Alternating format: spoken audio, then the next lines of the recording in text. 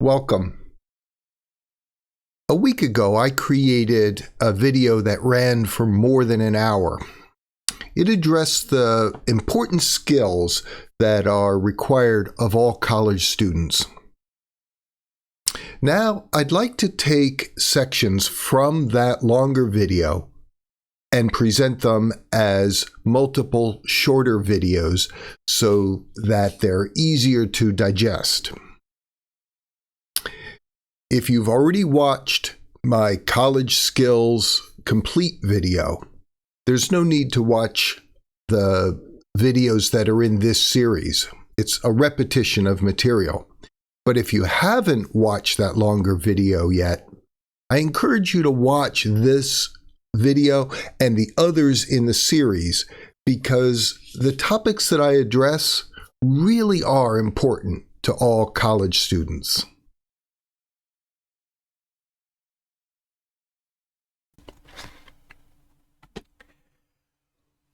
Maybe the greatest challenge for college students is conducting research. Research is about data acquisition so that the acquired data can be converted into information in the form of arguments that are presented either in a written paper or in an oral presentation. Use expert sources. I understand that you are fluid in the use of Google and other public search engines. Avoid using them during your academic research.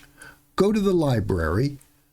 Ask the librarian, do you offer tutorial services on how to use the library's resources? Learn to use your university's library efficiently. Take careful notes during your research. Whether you use a laptop or a tablet or paper and pencil, take good notes and make backups of your notes. If you take notes on your computer, back up the files to multiple other locations. If you take notes on your tablet, back up the files from the tablet to your computer and then put them in multiple other locations. If you take notes on paper, take a photograph of each page. Put the photograph from your phone onto your laptop and back it up into multiple other locations. Are you seeing a pattern here? You need backups of all your notes. You also need backups of all the files that you're producing that you'll give to your professors as an assignment response. For every resource that you consider when conducting research, make annotation notes and then back those up in multiple other locations. Annotate everything that you read, everything that you watch or listen to. It's vital to make notes, even if the notes you take are simply, this resource is not appropriate to my current research project, but it would be useful if I were to ever address the topic of XYZ. And if you're willing to carry your laptop with you whenever you go to the library or whenever you're logged in remotely to the library, use Zotero. I have a number of videos on the use of Zotero. This program will integrate very well with your library's resources, allowing you to collect the bibliographic data that you need to write your citations and references, and often the PDF copies of those papers that you acquired from the library. Zotero is just like a word processor. I prefer to use Microsoft Word. It's the combination of Zotero and Microsoft Word that allow me to write academic papers very efficiently. One characteristic I've observed of college students over the last, students for me have been using computers since the 90s, so it's the last 30 years or so. Students don't know how to use computers nearly as well as they think they do. Learn to really use the computer that you have. Understand all the characteristics, all the capabilities that are available in the software that's already on your computer. Consider using software that you haven't yet used. For example, if you haven't yet used Zotero, download it, learn to use it. Yes, it'll take you a good 12 hours to learn the ins and outs of Zotero, but I promise you, it will save you more than 12 hours the first semester that you start using it during your research. So it's investing the time now so that you are more efficient in the future. For most academic programs, it doesn't matter whether you use a Mac computer or a Microsoft Windows computer. For many years, I carried a Windows laptop around with me. 14 years ago, I switched to using Macs and never looked back. I personally find a Mac easier to use, but I suppose if I didn't have a Mac, I would use a Windows computer and I could still get the same work done. You may also have a tablet, but don't use a tablet as a substitute for a full computer. The tablet is nice for handwritten notes. The tablet is great for keeping track of PDF files or audio or video files. It's wonderful for watching YouTube. But it's not great for typing on. Yes, I have a couple of Bluetooth keyboards that work with my iPads, and yes, I can type and take some notes on them, but it's not nearly as efficient as working on a primary computer. In my case, it's a MacBook Pro. Consider subscribing to a paid virtual private network service. There are many that are available. I subscribe to private internet access and NordVPN. I use them for different purposes, but it allows me to take my phone, my tablet, my iPad, or my MacBook, go into a coffee shop or go into the library on campus, or years ago, I used to eat lunch in the dining hall with students, and I could take my computer into those public areas, log into the Wi-Fi network, and I was assured that all the data that was traversing the campus Wi-Fi network was fully encrypted. Yes, once I left the endpoint of the VPN provider, went out on the public internet, my information was could be observed. But on campus, everything was encrypted in such a way that the wise guy computer science students couldn't try to hack my computer and observe what I was doing on the internet. It's nice to know that my information that's traversing my internet connection through the campus network is secure, and a VPN allowed me to do that. And I think, I can't recall, but off the top of my head, I think NordVPN cost me, I'm not sure, but I'm going to guess $85 for 3 years worth of service. And private internet access costs me somewhere in the neighborhood of $30 or $40 a year. Or maybe it's less than that. It's not a significant amount in either regard. And in regarding backing up your data, I left out a comment about Ethernet and Wi-Fi. Learn how to connect your computer to a cabled Ethernet network. They're often going to be significantly faster performance than a Wi-Fi network. So use the Wi-Fi when you're out and about, you're in and out of the classroom, in and out of the library. But if you have an Ethernet jack in your dormitory room, you might find that you get better internet performance than using Wi-Fi. Even I've observed in some university libraries, Ethernet jacks built into the study tables.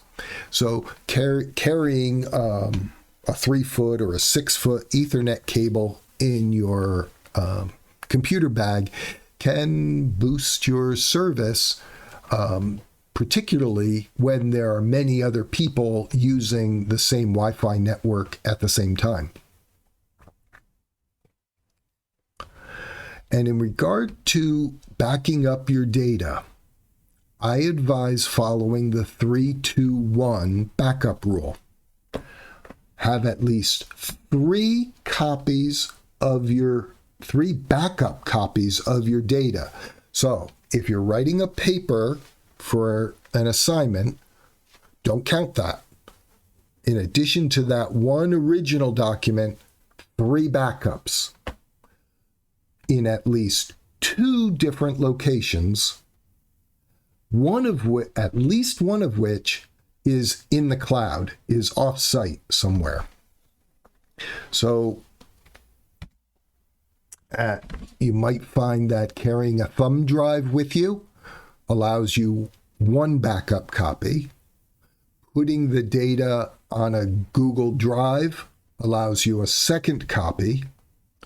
And putting one on maybe the shared drive that the university granted you allows you a 3rd copy. So you now have, in addition to your first original copy of the document, you have 3 backups just in case you accidentally change or delete your first copy.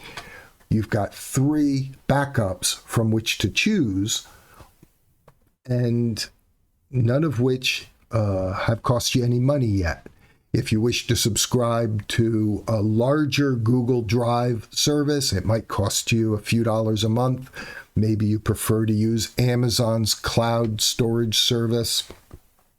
But this is true of all your digital data, your documents, your PowerPoint files, your graphics, your audio files, your photographs.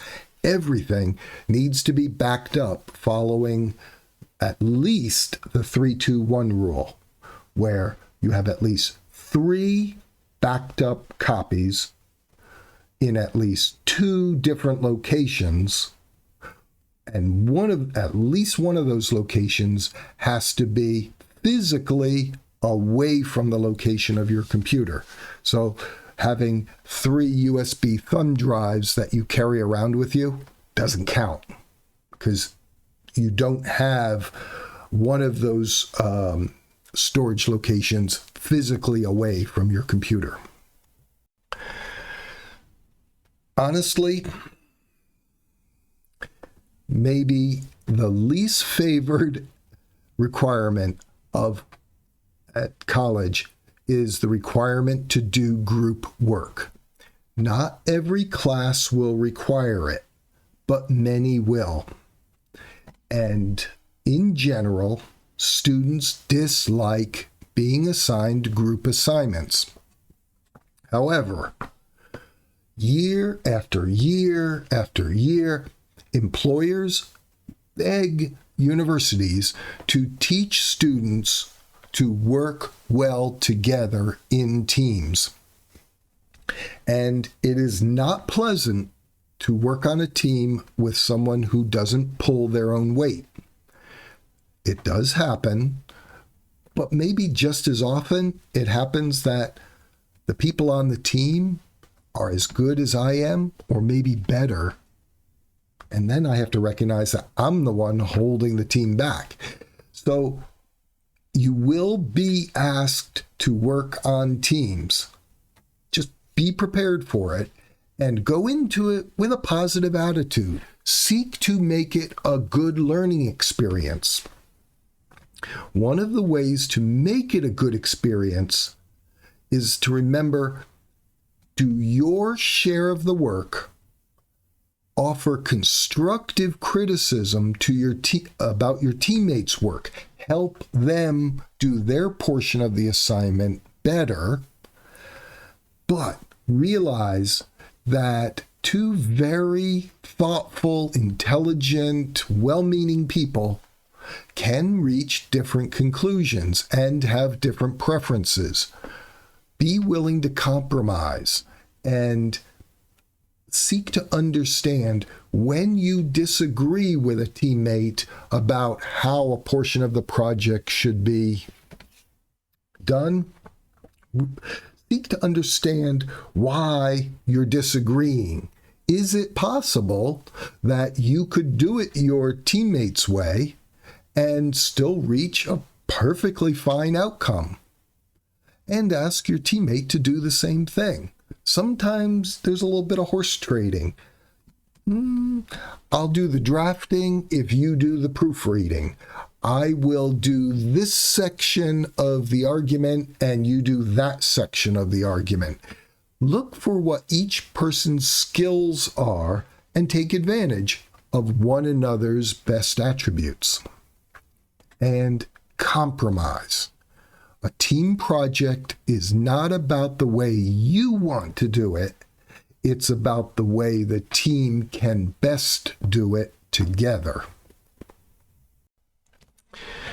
And I'm going to leave you with a final comment. Professors are usually not teachers. A teacher is such as those that you had in high school. A teacher is someone who guides students to understanding fundamentals that are necessary to understanding some topic or discipline. They help students acquire life skills. Most teachers have been through some type of specialized training on the road to being an educator. Maybe they earned a bachelor's degree in education, or they earned a bachelor's degree in a science such as biology, and then a master's degree in education, or pedagogy, the process of teaching other people, usually teaching children, but it can be applied to young adults. Teaching is a helping profession, and most teachers enjoy their students having success. However, frequently, teachers are evaluated based on how well their students have done. And that includes how many of their students have been graduated from high school. Professors, on the other hand, have both, have classroom instruction, administrative, and research responsibilities. Often, they've earned a Doctor of Philosophy degree, or another type of doctoral or professional degree, such as a Juris Doctor if they're a lawyer, or a medical doctor if they're a physician. Professors are almost always specialists in some narrow discipline. And I'm just going to tell you right now, every professor I know loves talking about their most recent research project. We have to do research. We have to contribute to the body of knowledge available in the world, and we love talking about it. However, most professors have not had formal academic training in pedagogy, in being a teacher. So while the teachers you had in high school have probably been trained to be teachers, professors, for the most part, have been trained to be experts. And it's a different world. It's not better or worse, but the two worlds are slightly different.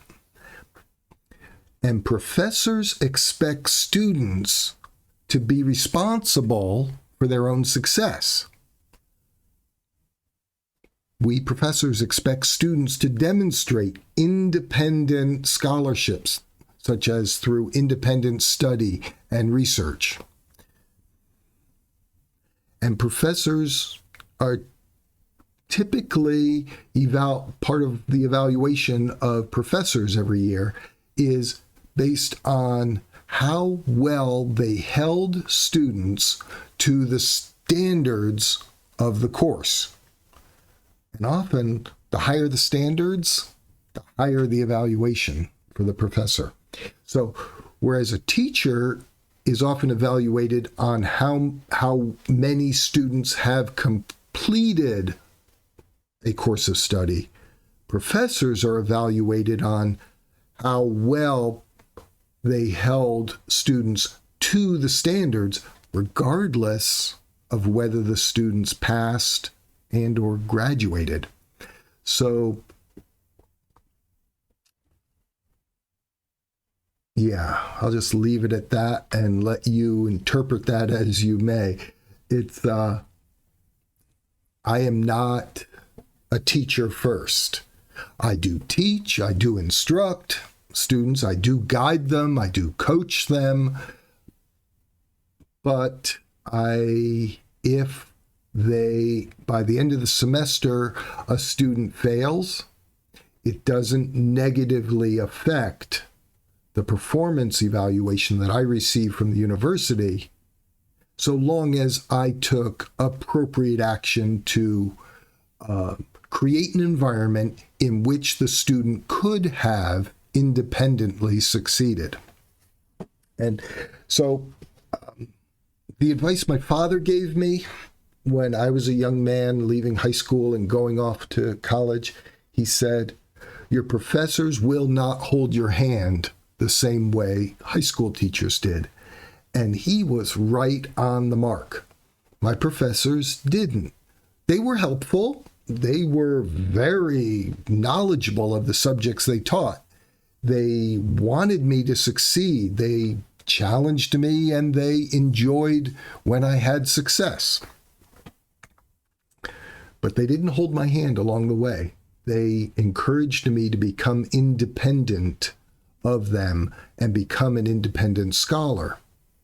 And that's why the subtitle of this presentation is the skills that you need to become independent in the academic arena. It's different than high school. Not bad, not better, not worse. It's just different. So I'm going to leave it there. And I wish you much success in your college academics. I hope you enjoy the path. I hope you enjoy the work. And I wish you absolutely the best of success. Bye for now.